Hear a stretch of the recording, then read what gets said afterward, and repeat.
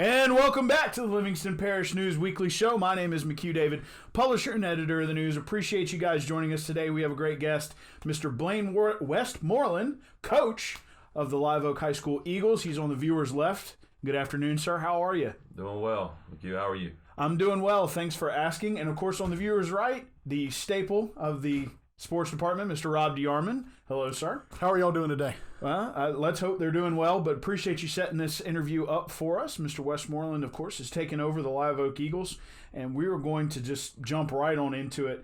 You know, we're going to take it back. We talked a little bit before the show about how we wanted this to flow. And you know, we talked to Rob, and Rob was like, we're going to bring it back. We're going to go back to the Albany days, you know, when you were a head coach there. So I'm actually I'm gonna let Rob kick it off here.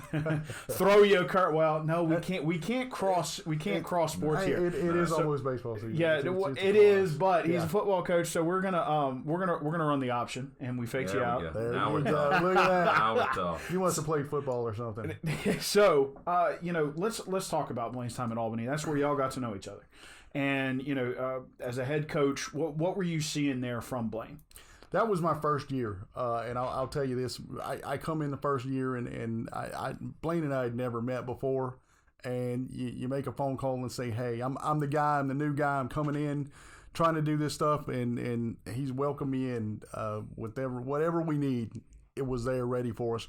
And you guys know with that program, your last two seasons, they went to the playoffs, which is some success that the program had never had before. Absolutely. And at that point, especially going, I think your last game, it was I think they said that was the first home playoff game that Albany had hosted. It was, yes, sir. First home game they ever hosted. And that turned out to be your last game as head coach at Albany, I believe. Yes, sir. That's true. If I'm not mistaken, in 2018. So before we move into sort of that mindset of you know, moving obviously to somewhere different, a different locale, when you're coaching at Albany and obviously changing the culture, first home game ever hosted at that stadium, what are you teaching these kids? What are you coaching these kids?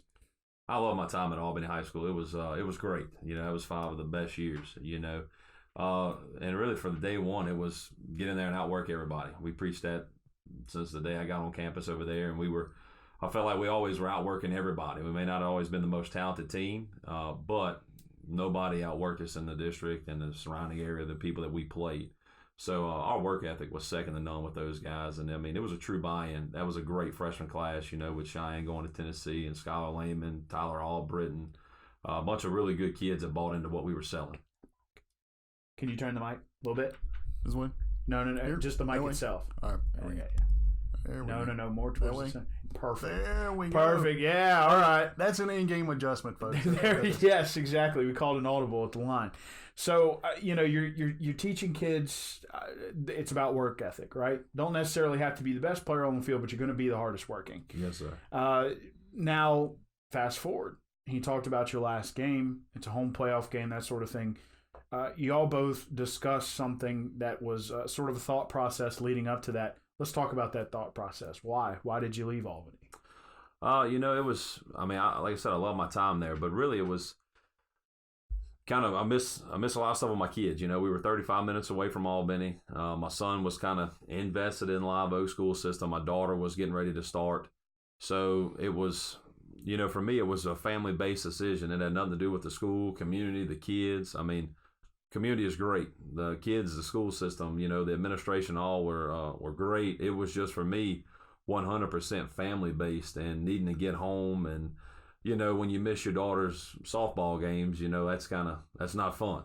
Right. You know, and I was missing things with her and my son. And then when I went to Albany, I had one. And then I guess you can say I returned. Now I have 3 kids. So, you know, that changes a lot. You know, when you're 25 with 1 kid, and then when you're 30 with 3 kids, you know, so that a lot of that played into my decision to come back to Watson. So, you know, Robin, you were sort of involved in a lot of that and the change. Well, you were there covering the change and things like that.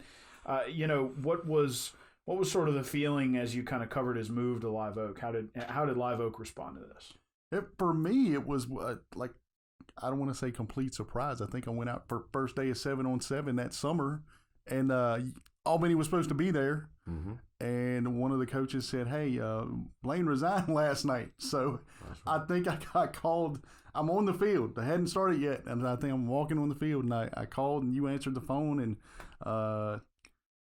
it was kind of like, "Hey, I heard you might have some news for me." Yeah. That was exactly how it went. Yeah, and he said, "Yeah, I sure do." So I think, and I kind of stay on this story all the time. By the time you guys, you got a break, you called me, and I remember doing the interview at the concession stand at the field at Walker, and that's Yes, sir. That was right. that's right. where I did the interview at, and things sort of moved fast from there. Albany picked up Mike Janis to coach, Mm-hmm. who was an assistant at Walker at the time. And then, Blane went over, and we actually didn't see each other for. It was a while. It was a while. Well, you were coaching track. I saw you at track. Yeah, So we we actually I didn't talk to Blane. It wasn't on purpose. It was just we started doing different stuff. And, That's right. And we were out of contact for a little while, and you went on to be a track coach. So I did track for a long time, and then I did track my first 2 or 3 years at Albany, and then it just became a lot with trying to continue to run football, and then I tried to help John a little bit, LaGuardia with softball and do gates, and everybody wants me to announcing some softball, so I did those things for them. So it was a lot easier for me to announce and do those things, and then do track, football, and announce softball. So it worked out really good, when it came to that. So, how did you feel when all of a sudden you're moving home, you're moving closer to home? I don't want to assume anything, but I'm going to guess you kind of had it set up, but suddenly there's just this opening at the school right next to your home. Mm-hmm. I mean, maybe not luck, but just sort of a sense of serendipity. I mean, how did you feel when all of a sudden it was like, yeah, there's a space for you here? Phone call was made before the decision, and I went and sat down and things, and have the opportunity to just go home. I live 5 minutes from the school, so 5 minutes versus 35, and is great. And so that's really what played in that decision, And so it was, I guess time was right. I mean, if I never pick up the phone call, maybe we're doing a different type podcast. We're going into year 8 at Albany, But right. Here we are. The Lord's plan. I get a phone call, I answer it. Next thing you know, I'm standing in front of 50 Albany kids and 3 coaches and tell them that I'm going back to Live Oak, So all because of, I guess, a cell phone and a phone call. Here we are. Right. Well, and here we are. So, moving forward, obviously Brett Beard resigned himself, has moved to Denham. You were hired as the new head coach, but let's talk a little bit about what it was like to come home and be an assistant under Brett Beard. Coming home was great. Like I said, I've been in the community. I still coached the Little League when I was at Albany. I stayed, my son was in the Little League system growing up, so I would get done with practice at Albany and drive over. So I knew most of the kids. That's the best part, that I've coached pretty much every kid from 5th grade through 12th grade at some point in time in football. So, but working for Coach Beard was great. I've worked for a number of guys at my time at Live Oak. I did 5 years at Live Oak, worked for 4 head coaches, my first tour of duty there.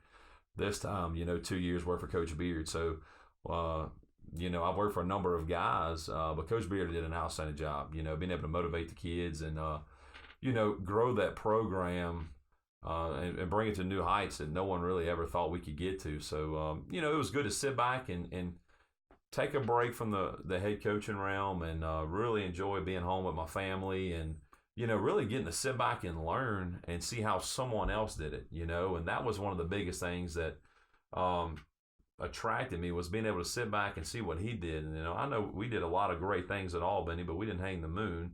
So I wanted to see, what he was doing. And, those 2 years were huge for me in my career, just kind of seeing things that he did, whether it be weight room or just culture-wise. It was really good for me. From your perspective, you see a lot of these things moving. You see Coach Janis come in and do some things with Albany. You see him go to Live Oak. What are sort of the connections you see start to come together, especially mostly in Watson. I mean, he is our guest after all. With Blane, and I'm going to jump ahead a little bit here because when it got to the point where Live Oak's looking for a coach, and I had not honestly talked to you at all during this whole process. That's right. Until it got down to, because every time I would do it, I would say, I don't know where he's at, because when I talked to the last one, when he left, he was focused on family. That's what he wanted to do. And when it got down to where, he was one of the finalists, I think I called you early on a Monday morning, and You did. And I said, hey, I heard, this is what I heard, can you confirm? And he said, yeah, that's where we're at. So, at that point, it's like, okay, what changed for you? And so we'll ask you, what changed for you at that point? Just being able, one of the things for me, that Coach Beard resigned, and kind of getting ready to go into Thanksgiving break, if I remember correctly, and we were sitting there, and my wife and I, and, she said, we were talking, I said, is this, I think I'm going to go for it, and her thing, she looked at me, she goes, why is that even a question? And she goes, this is something that, this was your dream job, something you always talked about. And she goes, if you don't go now, you're never going to get a shot. Somebody may come in and stay 30 years, and then nobody's going to want to hire a 65-year-old football coach. So, Jeez. Dose of hard truth from the life, huh? That's I guess so, and so I sat my son down, and, he'll be in the program in 2 years, and, I talked with him and my girls. I love both my girls, and but they're too young. They're just happy that Dad was close, and so I told them that, after talking with Tiff and everything, she said, absolutely, gave me, I guess, that blessing, but she's 100% correct. I remember in college, Mike Janis and I actually took a couple of history classes together at Southeastern, and he was coaching at Springfield, I was coaching at Live Oak, and they'd ask questions like that. Man, I'd love to be the head coach at Live Oak, and a lot of people kind of look at me, and I'm like, I just don't understand. It's home, it's a special place, and I never would have dreamed I would even be interviewed for the job, let alone been on the job for a month now and sitting here with you guys. It's been awesome, but it really came from a blessing from my wife and my family. Let's talk about that interview. So you're coming out of the Thanksgiving break, you have that blessing, and you're going in to do the interview. First, who was performing the interview process, and how did you feel about your performance? There was a large panel. They'd set it up, get an email saying that you were picked to be one of the interviews, which was an honor in itself. I've interviewed for one other job in my life, and that was the Albany football job. So just have a chance to sit before everybody, and the administrative team was in there. There was a couple people from the community that was there. Coach Cassard, our athletic director now, he was in there. Brother Johnny, which is our team chaplain, he was in there. And so it was quite a large crowd, a little different than the 3 people I'd interviewed at Albany to 8, and then 9 on the second interview. So it was a 2 interview process. It was a 2 interview process. I think they interviewed 9 or so on day 1. I guess just thought about it over the weekend, got back with us, and then 2 of us came in on Tuesday after Robbie called Monday and said I kind of heard some things.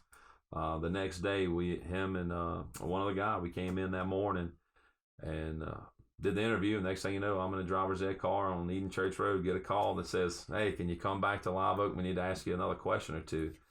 I didn't know what to think at that point, except for we need to go.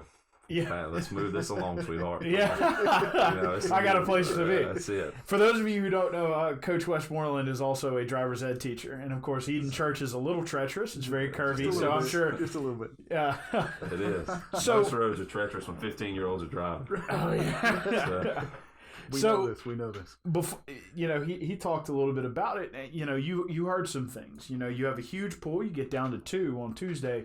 What are some of the things that you were hearing sort of in between round 1 and round 2?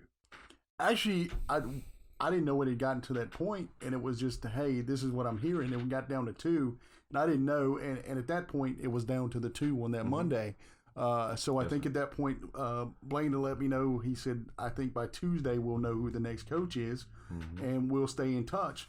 So I think during that day, or not probably all during, we probably texted a couple times during Yes, sir, we did. Where are we at in the process? And, eventually, and I knew once you started seeing the videos posted on Facebook from the school, or, you knew Blane had gotten the job. And then, I think probably hour and a half or so later, he texted me and it was like, "Are you ready to talk?" And I was like, "Are you ready to talk?" That's it. So, yeah. and I think that Are we on the same page here? yeah, and that's really how it happened, and that's the story. You know, I said, "Tell me how the day's going," and that's where you got the story about. Well, they called me back, and Yeah. they, you know, and good stuff. So you get hired. You know, they make the announcement. We get it in the paper, that sort of thing. You've got to, first things first is you got to pull back your coaching staff, right? Yes. You're looking for coaches. I know we mentioned a linebackers coach. Did we get that position filled? We got it filled, yes, sir. We filled that. You know, we're still looking to add a couple guys to our staff. You know, so if you're certified in social studies and you're watching the podcast, give us a call. You know, we're looking for to add one more guy to our staff. So, but it's been really good. You know, you don't. At Albany, I always kept a very small. I'd say I kept a very small staff. I had a small staff, and so it was Paul Smith, John Lagoria, and Dave Knight, and myself, and my former quarterback came back in CCP when he could. Here, there's I want to say there's 16 guys that are in that coach's office, so it's a little different. You know, I wanted to sit down with each guy and get there and talk to them and see where their mind was at, what they were thinking, and get their input and what they would like to see for the future. So that took a little time. You know, I did that with every kid in the program as well, just kind of to talk with them. You know, so the staff, it took a little time, and it drug out through the holidays, you know, because I was hired on Wednesday. We go for Christmas break on Friday. Oh. So trying to piece everybody together, it took quite a while. I was still talking to guys when we got back, you know, with what they're looking at and wanting to do in their future. So it was really good. The guys were very receptive, you know, and I've coached with a number of them, you know, prior, you know, during my first tour of duty at Live Oak, and you know, so it was really cool to sit back and kind of talk to them in a different perspective. You brought it up, but I'd like for you to jump in it a little deeper because it was going to be my next question. You had to talk to the kids too. Mm-hmm. Now you've been on the staff, Yes. so you know, one might imagine that was a positive during your interview process, but you know, what are kind of the things that you're telling these kids, because we had it for later, but I'm gonna bring it up now. You're losing 28 seniors. Absolutely. You know, and Yes, it's something that Rob and I have talked about, you know, William and I have talked about, the three of us have talked about. So you're trying to establish a connection with these kids moving forward. What's that like? I want to say, you know, I've always felt like since I started coaching, you know, I always had a very good relationship with my kids, whether it be my position or at Albany. Every football player, and really I feel like I had a great relationship with every kid. You know, at such a small school, you teach every kid. So coming back here, I feel like I had a great relationship with that freshman class, because when I came back, it was later, it was June, but I had all my driver's ed stuff, so I didn't actually start Live Oak until about middle of July. So I got really close with that freshman class who are now sophomores. And so we had a great relationship, and then all the other ones I've taught or coached in track. It was really good, you know, to hear the number. You know, it's one of the things they said in the interview. They said, "Coach, you just don't know how many kids have come in here and really said, Coach West is our guy. We love Coach West, and this is what we want, the way we want to go." And that was pretty humble, and that was really cool. You know, you really don't realize some days, you know, the impact that you have on these young men and young women's lives until you kind of hear it, you know, and you see. And so that was really cool. But you know, we brought every kid in, and they sat down in my office, and you know, my policy is always this open door. Whatever you need, my door is always open. You can come in, you can cry, fuss, whatever you need to do. I'm here, and it's worked out for all my years, and it's something I told the kids, and that after kind of talking to them, that they love that opportunity and the availability to kind of have that open door policy with not only myself but all of our coaches, and it's been really good. You know, some of them gave some very candid answers that, you know, I don't think maybe if we were in front of a group of people they would give. You know, so it was really good. It gave me positive feedback and where to go with our program and where to go with this, you know, for our future with our kids that are incoming freshmen as well as our returning starters. So we're going to get to that future in just a second, but Rob, I want to jump over to you because, you know, I want your insight, because I remember one of the things when Live Oak season came to an end, you and I were at that game. You know, I was shooting it. You were up in the box, and you brought that up to me. You know, very specifically, they're going to be losing X amount of seniors. From your perspective, you know, the connection that he was just talking about establishing with these kids. I mean, talk to us about the importance of that. It's going to be imperative. I mean, and Blane can back me up on that. When you lose that many players, and you've got two guys that signed D1 with D1 schools, You've got to have that connection, and especially with as many spots as I think you guys are losing players Critical in. spots. Yes, sir. Yes, sir. Just key spots. We're not talking about just a couple of guys. We're talking key players here. We're talking offensive line. We're talking skill positions, and you don't want to make it sound like the cupboard's bare. And I think that's what we talked about back in December. Was it's not completely empty for you guys. You look at 28, but it's not doom and gloom for y'all. That's correct. Yes, it's stuff y'all can build on. Yeah. Anytime there's 28 seniors is tough. I don't care what school you're at or what you're doing. Losing 28 is a huge undertaking. We've got a good junior class, a good sophomore class. Our freshmen are doing very well. So it's really just finding, fitting that puzzle together and finding where they go. That's the best part is, we can look at it. We've got a clean slate with a lot of kids because we don't have many returners on offense. I want to say we returned a tight end, a tackle, and a center. That's about it. And so, we had some other guys play a few snaps here or there and maybe get a start, but don't necessarily return a lot. But, we can sit there and look at it half empty, or we can say, hey, it's a perfect time to come in and install what we want to get done and put a new mindset, put a new culture on that offensive side of the ball, which is, formulate our true identity of what Live Oak football is going to be all about. Well, see, I like that. Not doom and gloom. We're gonna figure it out. Next man up, right? Yes, sir. Right. So, with that mindset, what's your spring and summer going to look like? You're going to have practice. Well, you're in the weight room right now, getting in shape. Yes. Tell us when spring practice starts. What's coming down? What's the hammer coming down? May 4th we get after it. I'm really excited to kind of get that going. But it's really to install what we're doing. I've hired Craig Castle to be our offensive coordinator to kind of run that wing tee that we ran in Albany, and he's going to kind of give me that wing and that more of that veer look that I felt like we lacked at Albany. That I think can make us. That's going to make us successful at Live Oak. So he's going to come in and be able to install our base package and plan and everything. Our defense, it's not really a cupboard's bare. Coach Baker's going to take the reins with Coach Smitty going on, and so he worked under Coach Smitty for 5 years as a defensive line coach and did an outstanding job. So to me, it was an easy, transition for him. So he's been in the system. He knows. So we're going to kind of just continue to build almost where we left off in November on defense, but offense, I'm going to take it slow, install everything, and put in that ground and pound offense that, I want our football team to be known for. Now, with, and Rob, you cover a lot of this. We get into football because usually baseball's pretty much wrapped up in softball. Yes, sir. And track. Don't want to forget track. Don't want to forget track. We started Monday. Absolutely. Yes, sir. But something that's gotten really big around here is 7-on-7 over the summer. Yes, sir. Will that be a key for you guys? I'm not a big 7-on-7 guy. Never have been. My kids talked me into doing it at Albany. They're probably going to talk me into doing it here. I'm not a big 7-on-7 guy because it's just offensively, it's not. I love to throw the ball around. I really do. But, it's kind of hard to play action pass in a 7-on-7, So sure. That's, we'll probably go out there and do it and everything. And, it really, I've always thought it's helped the defense much more than it's always helped the offense. Guys come in, they want to give, guys certain playbooks for the summer and run things you're never going to run in October and November. There was one summer with Albany, we ran 4 pass plays the whole entire summer, and we just cycled through the 4 over and over and over again and had probably the best 7-on-7 out of anybody in that passing league. But it was all repetition. They knew exactly the landmarks. They knew everything they were looking for, and the quarterback, his footwork was correct. It was, and that's what we're looking to do. So for us, we're going to do it because it's competition. And of course, you want to see where your kids are going against everyone else.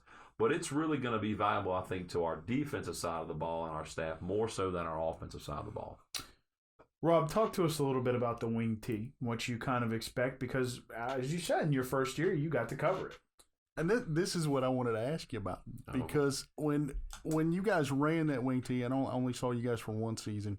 Mm-hmm. You had 2 really good backs in there, and they could kind of complement each other. But both of those guys were pretty much power backs. They were, yes, sir. How does that change? Because I know you talked about installing a new offense and bringing a little bit more veer. Does that power aspect of your run game kind of change now that you're kind of going to more of that veer look? No, I mean we're gonna keep kind of the same mentality, that we had with Cam and Brad in that backfield, and Parrish, Justin Parrish on that wing. Right. We're gonna keep that same mentality in terms of what I look for in the backfield. We've got very good running backs. Now we lost two of arguably the best running backs Live Oak's ever had, in Key Hawkins and Hagan Long. Those, and you can even throw in Trenton O'Quinn, who did an outstanding job. Those are three perfect wing T backs that I wish were freshmen. But Key's going on to Army, and two guys we're trying to find them a landing spot. So we've got guys that can be just like those guys that you saw in Albany and what was that, 17. Right. We've got those bodies there. Now they're a little younger, they're freshmen right now, but they're here, and after talking to them, they think that, they feel they're up to the task, and we've been putting them to the grind so far the last month, and they feel like they're ready to take on that role of running back. And that's also, we've got some, guys that are current sophomores and current juniors that are going to be able to tote the rock as well and do a very good job for us.